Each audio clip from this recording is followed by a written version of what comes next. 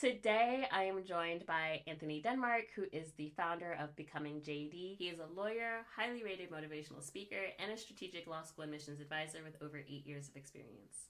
Through his work with individuals, groups, and organizations, he empowers diverse voices in the legal profession and helps individuals overcome adversity to achieve their dreams. And we are so excited to have this conversation with you about diversity and equity in not just law school admissions and legal education, but the legal field as a whole. So, Anthony, thank you so much for being here today.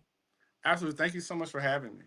So, my first question to you is actually just it's personal. Can you just share your personal journey to law school and what inspired you to pursue a legal career?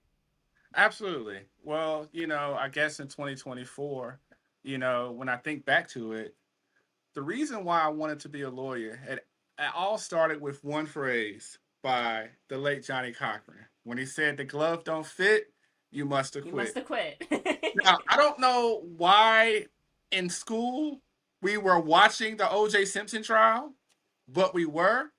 And for that one moment, being able to see someone who looked like me, being able to control the room, and being able to really be able to argue a point, that was something that was amazing to me. And at that particular point, I think I was only in like seventh grade. I was like, that's what I want to do. I want to be able to utilize my voice to advocate for people. Now, how people feel about whether innocence or guilt, for me, it was about having that opportunity. And I found myself looking into Johnny Cochran and seeing not just about what he did with OJ, but seeing what he did also in California. And it made me realize this is something that I could do. This is something I could do. And so when I went to Morehouse, did the pre-law, all those things, I was like, I'm going to be like Johnny Cochran.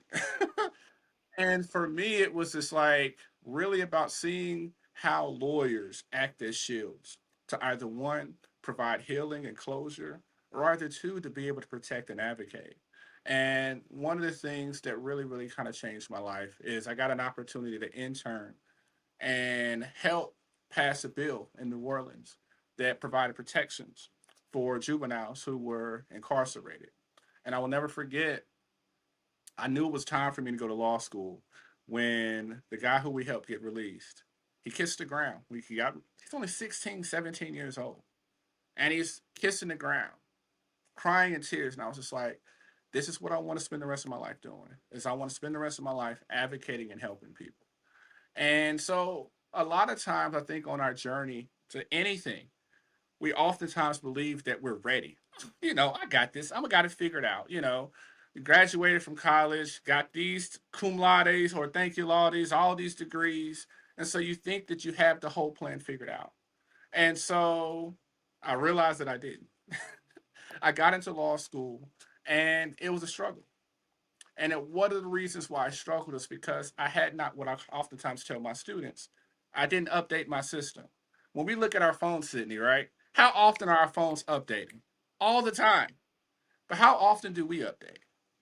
We oftentimes don't make changes in our life until challenges happen. And for me, the challenge that happened was I got dismissed from law school. And I'm sitting here like, I've never heard of people getting dismissed from school before. What does that look like? What do you do after? How do you get back in? All these answers I wasn't able to find.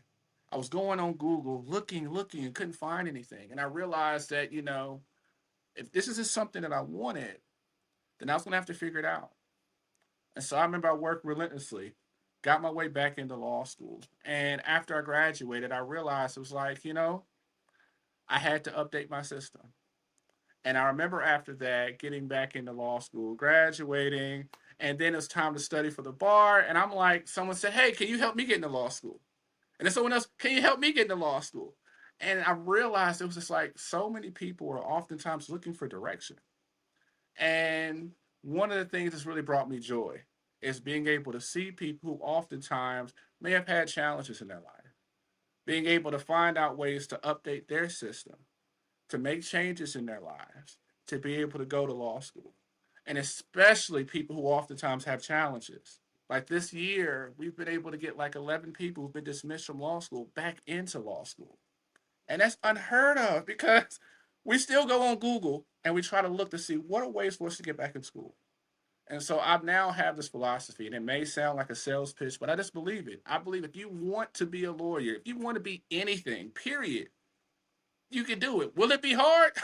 Probably. But if you want it, you'll be able to figure it out. And that's what's been able to work for me. And I know it sucks for my kids because now I don't hear any excuses. Is it going to be hard? Yeah, but let's figure it out. And I think for the past 4 or 5 years, that's what we've been kind of doing, is helping people learn how to find pathways towards the life that they want. And it's something that's been priceless for me. I love that. And we at Barry Riggers, we have definitely also helped people that have, there's a lot of life that happens and reasons why students may have been dismissed from law school that aren't reflective of their academic potential or even their Yeah. potential to be a lawyer, right? That sometimes there's some life that happens. And I Yeah, I think tell those them, are I say, definitely. life be life in some time, you Yeah, know? exactly, exactly. So those are definitely some of my most rewarding stories as well because it's so great when you can take a student who might have fallen off the path a little bit and then you can help them get back on the path. Yeah, I really love those cases and those stories, and those are definitely things that fuel us going forward. But I wanted to ask a question about diversity broadly, right? We've Mm-hmm. seen so many attacks on diversity in law schools, in undergrad, like basically everywhere, right? In law Everywhere, firms, yeah. everywhere.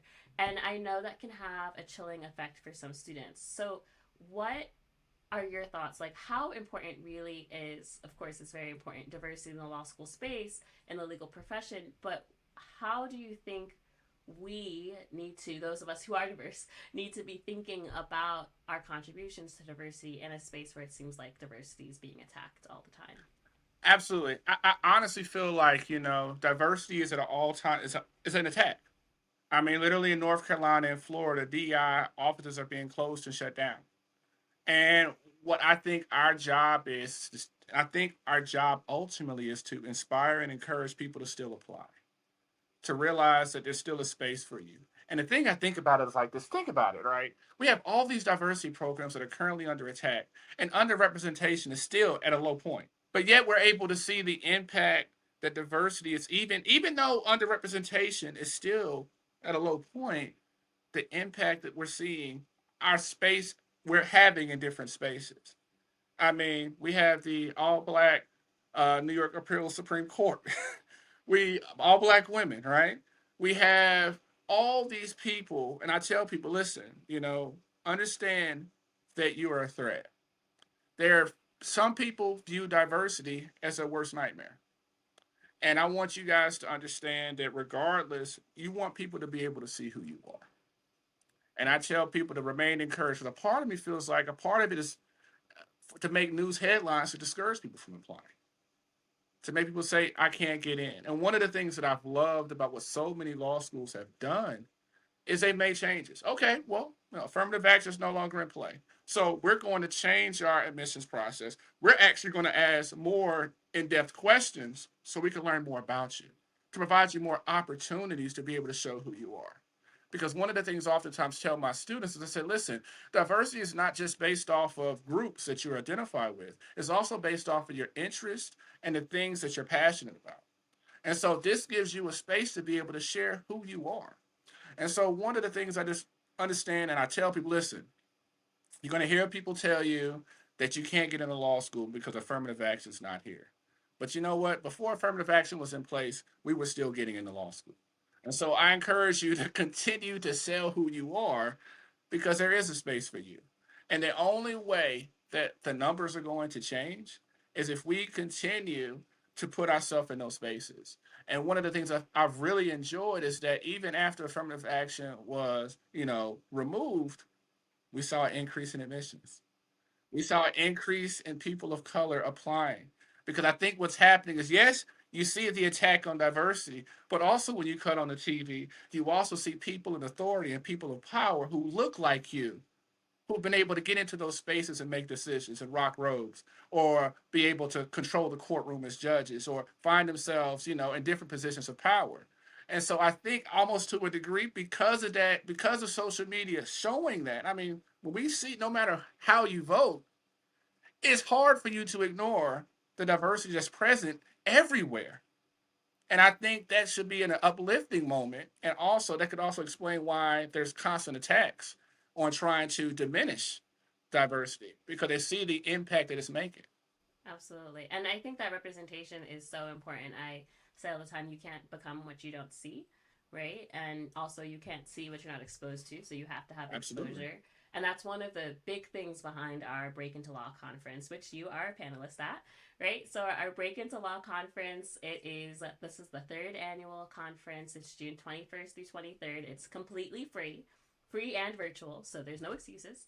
And we always try to showcase not just things about law school admissions and the LSAT exam, but also different professions, Mm. different areas of the law, judges and professors, and people that have their own law firm, big law, small law, like government employees, people that have Mm. taken alternative routes. And that's the panel that you're on, alternative JD careers, because not everyone who goes to law school. I mean, of course, I both of us went to law school, and I went to Harvard. I'm no longer practicing law anymore because I do this, and similar to you. So, there are different routes that you can take, even if you have a Mm. JD. I always say your education gives you options. It shouldn't put you in a Yes. box, right? And a lot of times it's like, oh, well, I did this thing, so this is the only thing that I can do. And I Right. still think that you have options. But I want to know from you, like, what was it that made you so excited to participate in our Break Into Law conference? What are you looking forward to the most at the conference? What I'm really looking forward to is really having an opportunity to be on a panel with such an esteemed group of guests, to be able to hear their experiences and their stories. I think oftentimes, like what you mentioned before, it's about exposure, it's about learning. And I think for a lot of people, their view of what lawyers are, sadly but truly, is based off of law and order. Yes. And, and to a degree, that's what our foundation was based off of, or based off of Claire Huxtable or Maxine Shaw or things like that. So getting an opportunity to be able to learn about different ways that you could be able to insert yourself and learn about law is also a great way for people to be able to learn how can my passion for whatever interest I have and also my dream of becoming a lawyer, how can they align together? And I think that's the thing that's so beautiful about your panel is it's a widespread of different things. And I oftentimes tell people, I want you guys to look at law like a buffet. It is a buffet. It It's not is. just crim law. It's so many areas that you could be able to go into and to be able to explore in.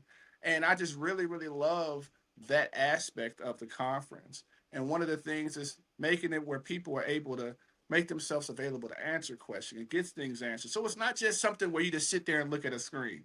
It's something Right. where people are able to engage. And I think that engagement is where things become real.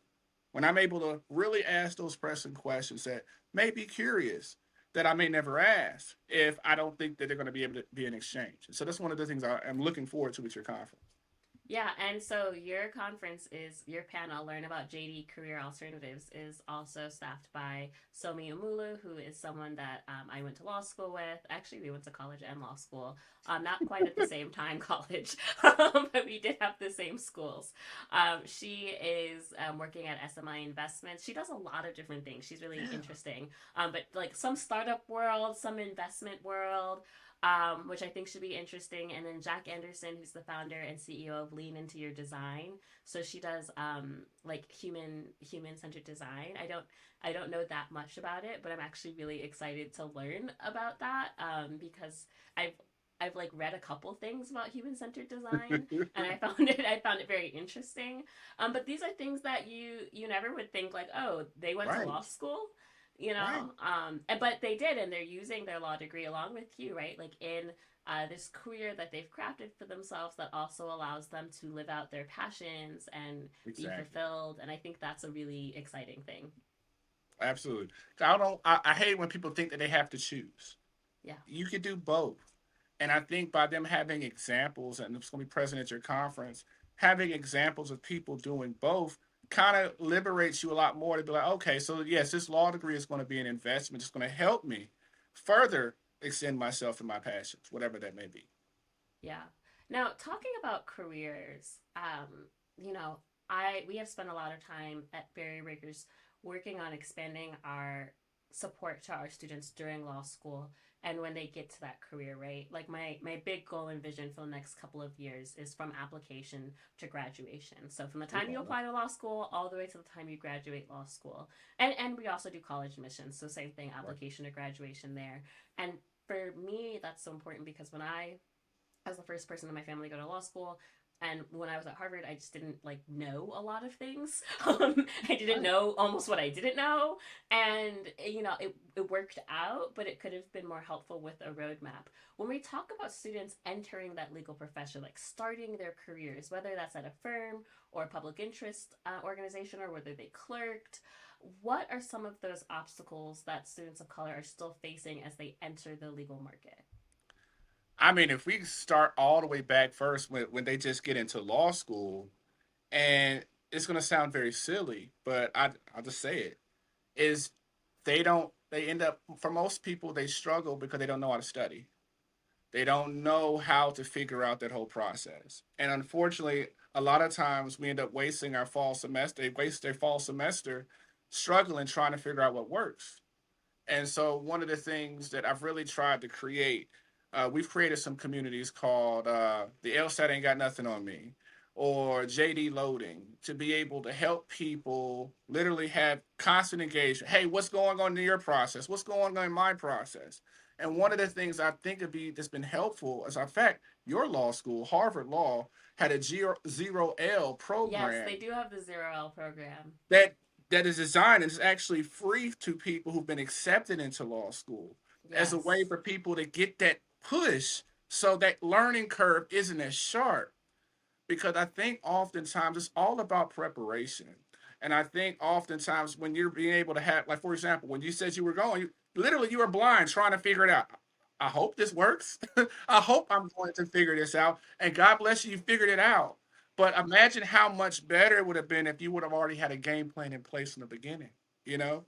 And oftentimes, this some of the challenges, especially, people who are first gen go through is blindly trying to figure it out. And I think it's been a blessing to be able to have organizations like Barrier Breakers that are able to provide that support to people, not just when you get accepted into law school, but also to be that resource for you throughout that process. Because literally, one of the things I do is I give all my students who I work with, I give them my phone number.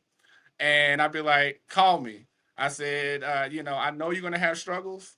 Hit me up. If you need someone to vent to, I'm here. I won't take it personal. Because this journey, and I oftentimes tell people, this journey is ups and downs. And it's a lot of downs. But the ups is what keeps you going. Because this process about law school is not really about law school.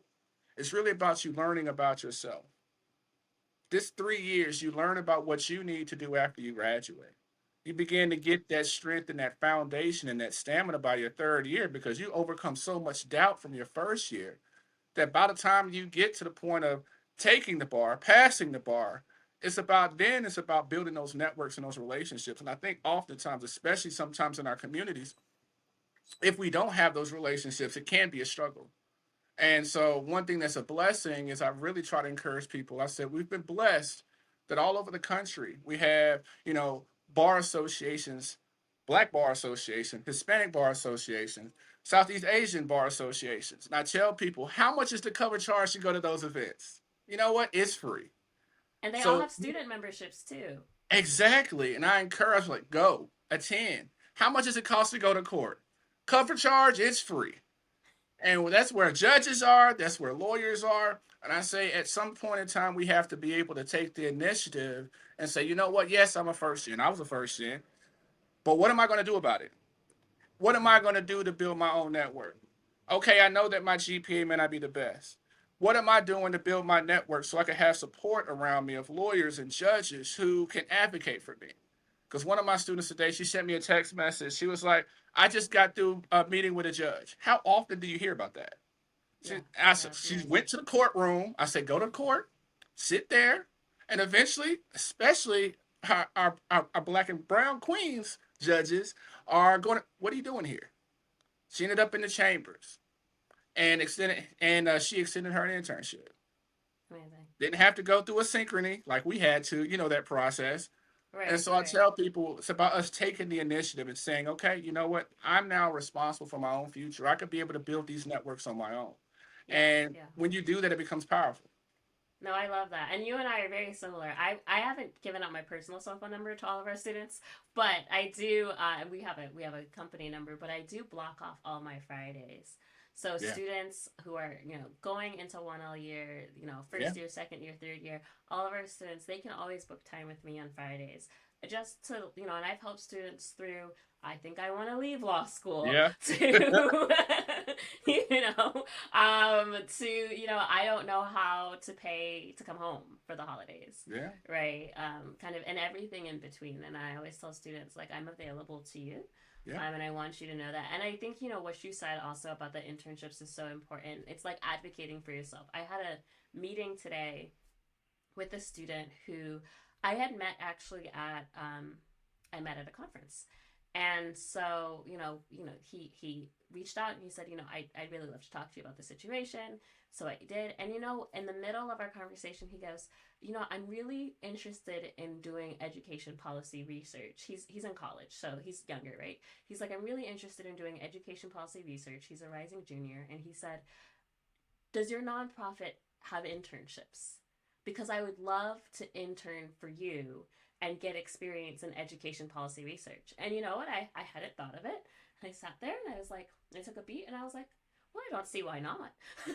you know, I don't see why not. I have no reason to say no to this request. That's a lovely request. I love education policy, and I did a lot of research in that in law school, and I know how to put together research internships. And it was just the fact that he was brave enough to ask, and so he'll be our a research intern for us in the fall, just like that, because he asked, right? And I think like that really just shows the power of advocating for yourself, because not everyone's gonna say yes to your request, but sometimes people have no reason to say no. Right. and, I mean, I like what. jokingly tell people, I say, if you want to be a lawyer, how can before you can advocate for anybody else, you have to learn to advocate for yourself. And one of the things I tell people, your hunger, your passion for your quest for knowledge, everybody's been there before. And that's something that's inspiring to people. Like when you talk to that gentleman, the fact that you saw that curiosity, that triggered something inside of you. Like, man, I remember when I was like that. And I tell people, more likely than not, you may get a no, but nobody's going to curse you out or get out my base or shame you. And if anything, it'll navigate you to a path towards something else. And when I tell people, sometimes it may not be a door that's going to be open now, but it could be a door that could be open later. And you want to have all these bridges so you can be able to cross much later. Because one thing that's beautiful about our community, one of the downsides of the underrepresentation of brown and black lawyers is it also creates its own community. It's a very small community. And when we start niching down to you talking about lawyers or talking specific practices in law, then it gets even smaller. And so if you're able to get your name in those spaces, then that's going to help you be able to build a meaningful network that could benefit from you much later on. Maybe not immediately, but something later down the road. Absolutely. And I ask people for plenty of things all the time. I'm a very like ask and see, right? Closed mouths don't get fed. And you're right, the worst someone can say to me is no. And even if people say no, almost I would say 9 times out of 10, if someone says no, they're saying no, but let me connect you to someone who can. But have you checked out this resource? Right. So I always learn, even from my no's. I am like still making progress in whatever I was trying to do because I asked the question. So now I want to talk a little bit about like law schools, right, as institutions. We know that law schools are trying to do everything they can to continue to have diversity, to continue to support students. What ideas do you have for ways that, whether it's the law schools themselves or institutions, the ABA, what can they do to help support underrepresented students? Now, I'm going to say something that may be a bit controversial, but I'm going to say it anyway.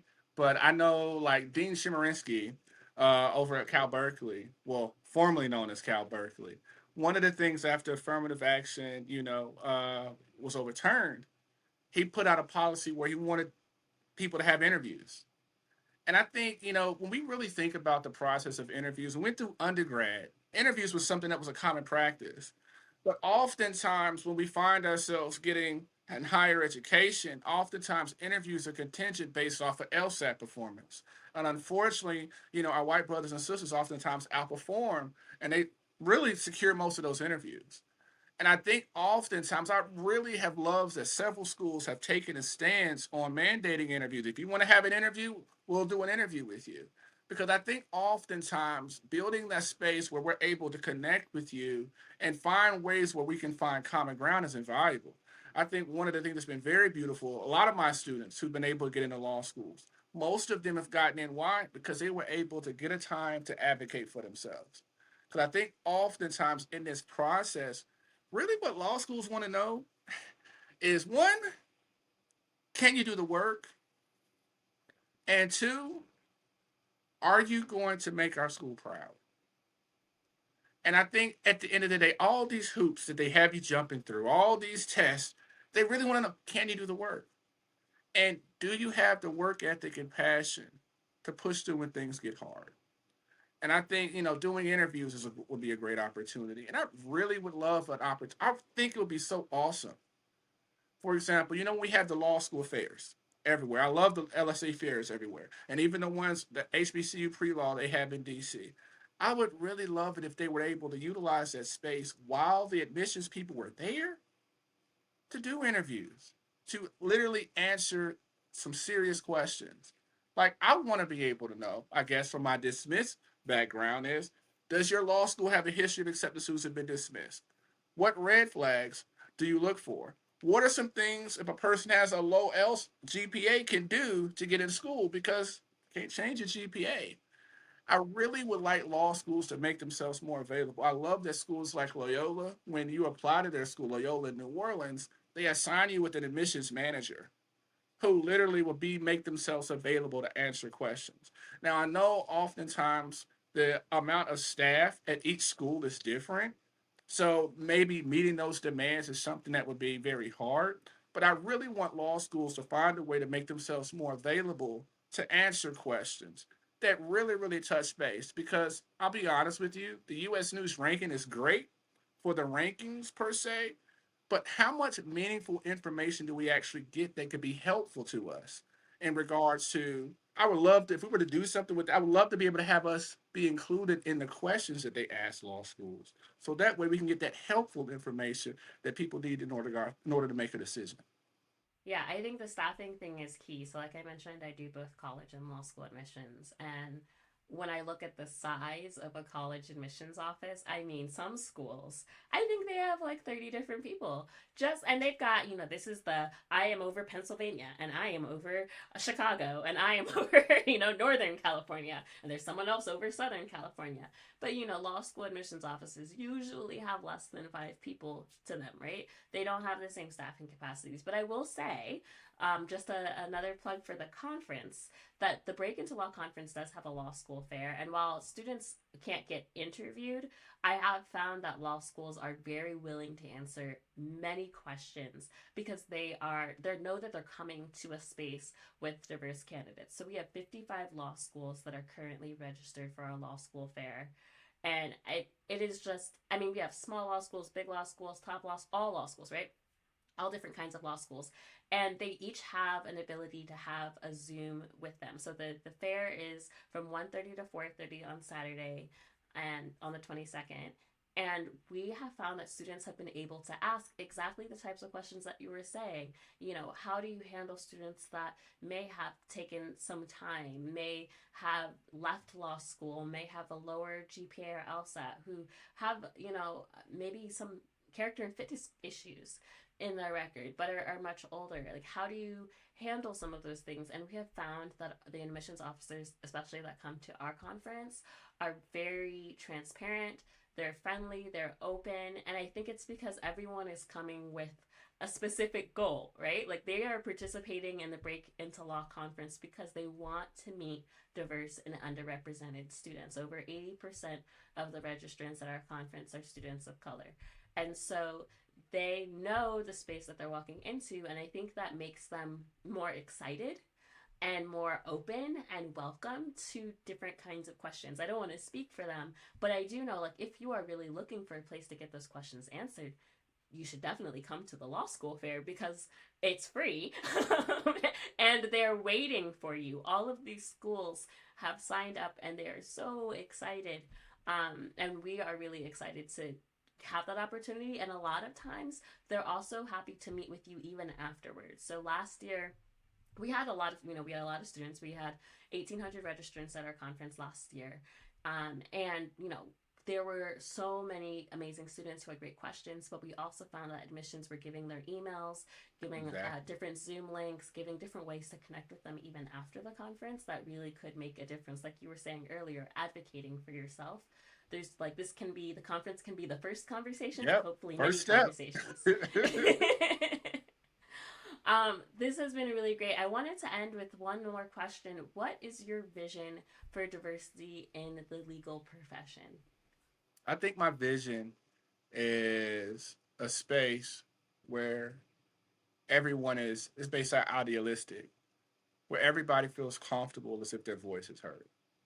I feel oftentimes in the profession that oftentimes a lot of voices get silenced because they either fear of not lack of support or either fear that they're not going to be heard. And I think oftentimes it's amazing to think that in the field of law, where we're able to utilize our voice as a form of advocacy, how oftentimes people get discouraged because, or even leave the profession because they feel as if they're not being heard. It's almost just like, you think about when you go to the fire stations, the safe space, the safe space signs. Oftentimes think about that's what I want the legal profession to be like, a safe space, a place of inclusion. And I know that our world is changing. And one of the things that I think is beautiful is oftentimes issues and barriers get broken, not by you calling out someone for being unfair, but oftentimes, when I think one of the things that's beautiful, I know I see it all the time in Nashville, where I'm from, is the way racism oftentimes get eradicated. Is when that racist grandfather has a black grandson, and so I love to see how our world is changing, and I think we're heading in that direction where diversity and equity is inevitable. They can continue to try to do away with offices, but diversity is here, representation is here, and it's not going to go anywhere. And I'm very, very encouraged by how people have responded when affirmative action was overturned. How that did not lead to people saying, well, guess I can't go to law school. Oh, guess I can't go into grad school. Oh, guess we're just going to give up. Go ahead, hand me my hat. We're going to go on the farm. I felt like people, instead of taking it as a challenge to say, if you think that's what's going to stop me from manifesting my dreams of becoming a doctor, dreams of becoming a lawyer, dreams of becoming an entrepreneur, guess again. And I'm encouraged to continue to see people to unapologetically advocate for themselves, to advocate for their dreams. And I think what we now see happening is that now there's representation everywhere. If you're looking for an example of somebody doing something that you want to do, it's not hard to find anymore. It's not hard to find anymore. I mean, we have a young man who just left who just left prison, who's starting Northwestern Law this fall. We have a young lady who's incarcerated in prison right now, who's in her second year of law school at William Mitchell Law School. And so there are so many examples of people doing and manifesting their dreams. And I think the thing is now, you now realize the only thing that can stop you is you. So go for it. And if you get discouraged, literally, you just go on Google and type in what your situation is, and you find someone who's literally doing it.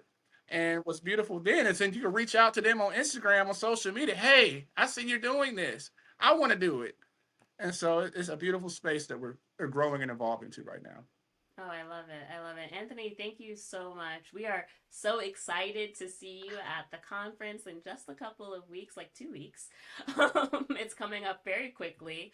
But thank you so much for sharing your journey, your wisdom, and just your thoughts on diversity and the future of the legal profession with us. We are so, so grateful. Absolutely. Thank you so much for having me. I'm really excited about your conference.